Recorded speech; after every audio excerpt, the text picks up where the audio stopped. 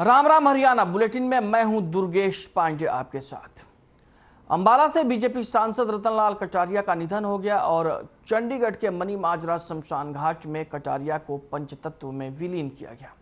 रतनलाल कटारिया ने चंडीगढ़ पीजीआई में अंतिम सांस ली। वो पिछले कई दिनों से चंडीगढ़ पीजीआई में भर्ती थे और बीमार चल रहे थे। रतनलाल कटारिया के निधन के बाद राज्यपाल सीएम मनोहर लाल, हरियाणा विधानसभा अध्यक्ष ज्ञानचंद गुप्ता, बीजेपी के हरियाणा प्रदेश अध्यक्ष ओम प्रकाश धनखड़ ने उन्हें श्रद्धांजलि दी।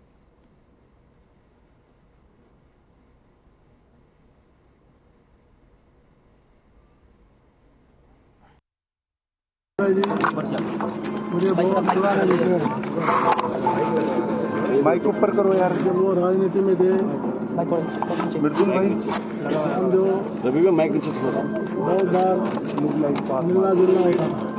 पार्लियामेंट में भी मैं जब मंत्री था समय में भी उन्होंने काफी बार आज मैंने गलती कर दी है, वैसे तुम्हारे को रास्ता दे विशेष करके दलितों की समस्या के बारे में,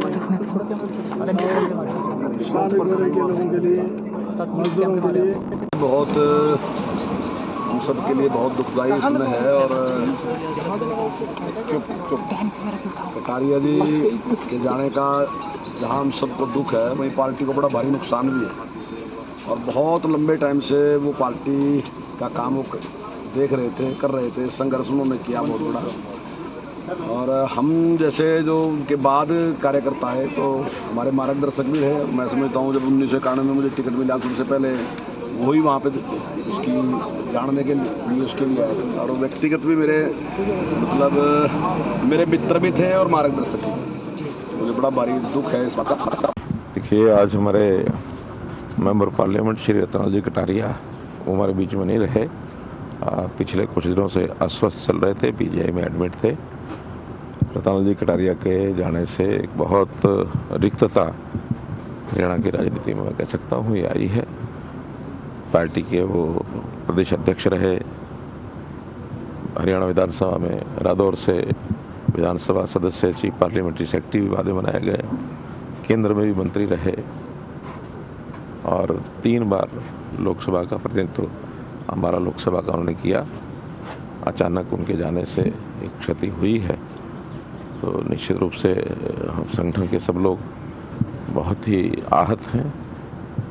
इस समय पर मैं प्रभु से प्रार्थना करता हूं कि उनको अपने प्रभु चरणों में उनको स्थान मिले और परिवार के सब लोगों को भी इस अपूर्णीय क्षति को सहन करने की ताकत मिले। सरकार की ओर से हमने ये तय किया है कि उनकी अंत्येष्टि राजकीय सम्मान के साथ होगी और एक दिन का राष्ट्रीय शोक, राजकीय शोक एक दिन का ये होगा। हाफ मास्ट पर जो झंडे हैं वो दिन भर हाफ मास्ट पर रहेंगे। कोई सरकारी एंटरटेनमेंट का कार्यक्रम नहीं होगा। तो इस प्रकार से उनको हमने सरकार की ओर से भी आज श्रद्धांजलि देने का कार्यक्रम किया। रतनलाल कटारिया के बारे में आपको बता दें, रतनलाल कटारिया का जन्म 19 दिसंबर 1951 को यमुनानगर जिले में हुआ था। रतनलाल कटारिया ने बीए ऑनर्स की शिक्षा ली थी और राजनीति विज्ञान में एमए किया था। कुरुक्षेत्र विश्वविद्यालय से उन्होंने एलएलबी की पढ़ाई की थी। रतनलाल कटारिया 50 सालों से आरएसएस के स्वयंसेवक थे। 13 वर्ष की आयु में बाल कलाकार के रूप में प्रथम प्रधानमंत्री पंडित जवाहरलाल नेहरू से सम्मानित हुए। 1985 में रादौर विधानसभा से विधायक रहे। 1996 में वेयर हाउसिंग कॉर्पोरेशन के चेयरमैन रहे। हरिजन कल्याण निगम के अध्यक्ष और गुरु रविदास सभा के अध्यक्ष रहे। 2000 से 2003 तक हरियाणा बीजेपी के प्रदेश अध्यक्ष के रूप में कार्य किया।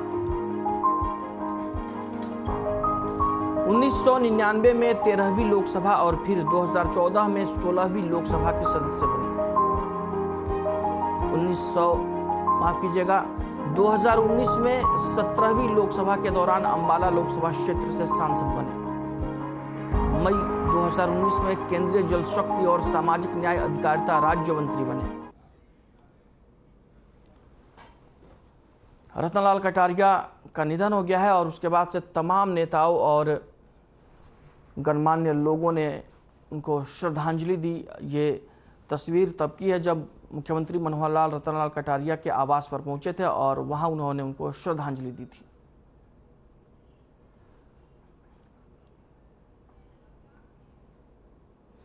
वहीं डिप्टी सीएम दुष्यंत चौटाला ने अपने दादा ओपी चौटाला के बयान का जवाब दिया है। उन्होंने कहा कि वे इनेलो में नहीं जाएंगे। रही बात छवि की, तो जनता के बीच साफ इमेज के साथ काम कर रहे हैं।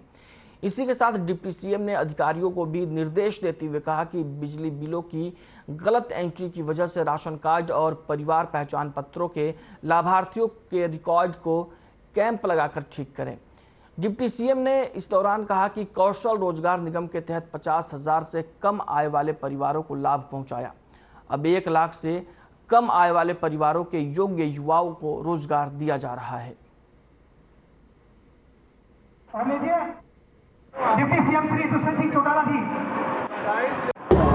पुराने और नए साथी क्योंकि संगठन का पूर्ण गठन हुआ है, जो जुड़े हैं उनके साथ आज चर्चा भी हुई। कई ऐसे विषय भी संज्ञान में आए जिनको इमीडिएटली सरकार एड्रेस कराएगी। कई जगह राशन कार्ड में बिजली के बिलों की वजह से दिक्कतें आई है, वहाँ पर डायरेक्शन दे दी गई कि इमीडिएट कैंप लगाकर उनको सरकार के अधिकारी एड्रेस करने का काम करें। मैं मानता हूँ कि जो नए साथी आज संगठन में जुड़े हैं, संगठन को उससे मजबूत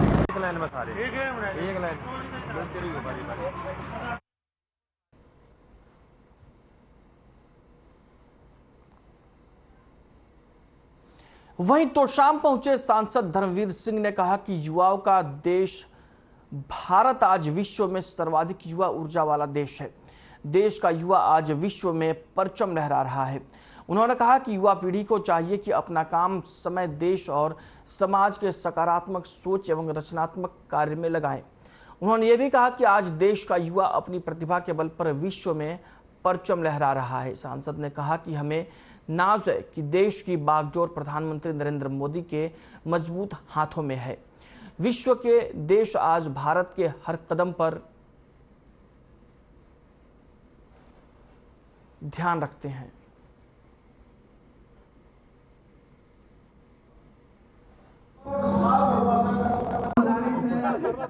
आपके कार्यकर्ताओं के साथ साथ दूसरे लोगों की भी समस्याओं को सुना है, उनसे भी उनके सुझाव भी मांगे हैं कि आने वाले समय में हम अपने गांव का विकास कैसे कर सकते हैं, पानी, बिजली, सड़क, हेल्थ, एजुकेशन में कैसे सुधार हो सकता है।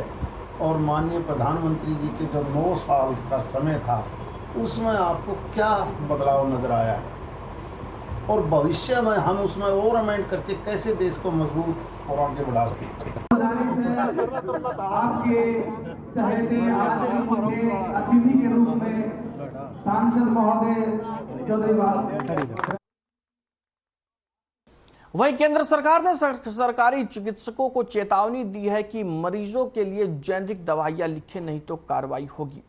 इसको लेकर स्वास्थ्य मंत्री अनिल विज ने कहा कि हरियाणा में जेनरिक दवाइयां ही इस्तेमाल होती हैं और वे ब्रांडेड कंपनी दवाइयां खरीदते ही नहीं हैं।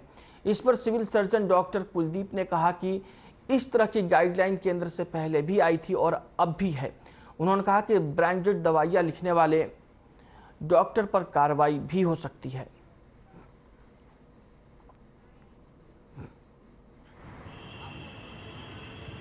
बिल्कुल, हम तो शुरू से यहाँ पर हमको ब्रांडेड दवाइयाँ खरीदते ही नहीं है। हमारे अस्पतालों में हरियाणा में तो जेनरिक मेडिसिन ही सप्लाई की जाती हैं और वही यूज़ की जाती हैं। गाइडलाइंस पहले ही 2000 में भी जो मेडिकल काउंसिल ऑफ इंडिया की ethics and etiquette regulation committee है वो जारी कर चुकी थी। डॉक्टरों को ये उसमें ये कहा गया था कि जहाँ तक पॉसिबल हो तो आपने जेनरिक दवाई लिखनी है और जेनरिक दवाई भी आपने कैपिटल लेटर में लिखनी है ताकि केमिस्ट को समझ में आ सके। अभी जो नेशनल मेडिकल काउंसिल की 2022 की गाइडलाइंस आई हैं उनमें साफ साफ है हर डॉक्टर को जेनरिक मेडिसिन लिखनी होंगी। और जेनरिक मेडिसिन आपको मालूम है कि बाज़ार में जो ब्रांडेड मेडिसिन के मुकाबले काफ़ी सस्ती हैं आधे से भी कम रेट पे पेशेंट्स को मिल जाती हैं। इससे पेशेंट्स को काफ़ी फायदा होगा और जिस डॉक्टर ने इसका उल्लंघन किया उसके खिलाफ कार्रवाई भी होगी।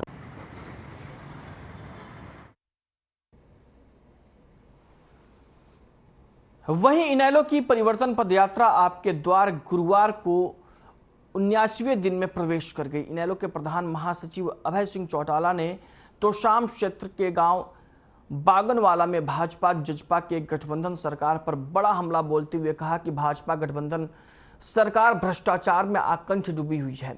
संतरी से लेकर मंत्री तक सभी प्रदेश की जनता को लूटने में लगे हैं और मुख्यमंत्री से लेकर तमाम मंत्री तक बड़ी साफगोई से भ्रष्टाचार के मुद्दों को छिपाने में लगे रहते हैं।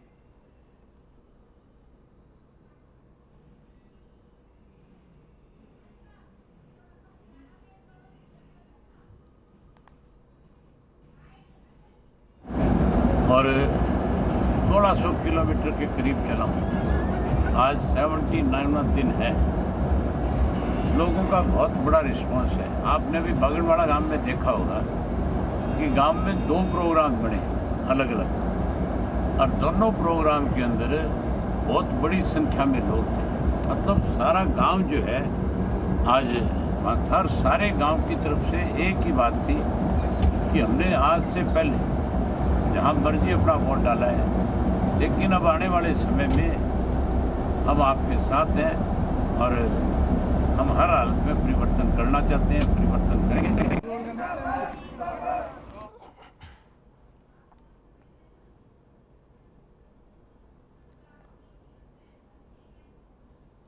वही खबर फरीदाबाद से है, जहां सांसद दीपेंद्र हुड्डा ने प्रेस कॉन्फ्रेंस कर सरकार को घेरा है। जहां उन्होंने कहा कि सरकार एक तरफ जीरो टॉलरेंस की नीति की बात करती है तो वहीं दूसरी तरफ फरीदाबाद नगर निगम में सैकड़ों करोड़ का घोटाला हो गया, लेकिन आरोपी अभी भी गिरफ्त से बाहर है। उन्होंने कहा कि पूरे प्रदेश में सफाई व्यवस्था का और सड़कों का बुरा हाल है, वहीं कोई सुनवाई नहीं है। दीपेंद्र ने कहा कि प्रदेश की बीजेपी सरकार नगर निगम चुनावों में अपनी होने वाली हालत से डरती है, इसलिए लगातार नगर निगम के चुनाव टाले जा रहे हैं।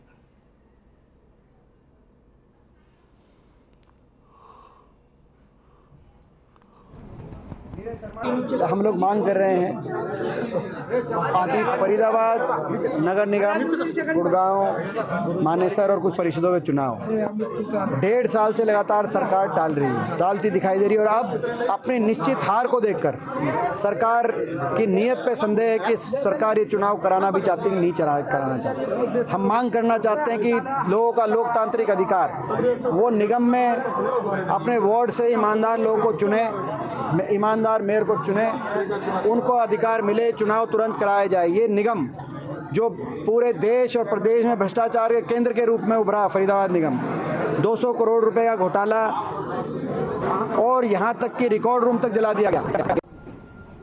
जिस रूप से सामने आया,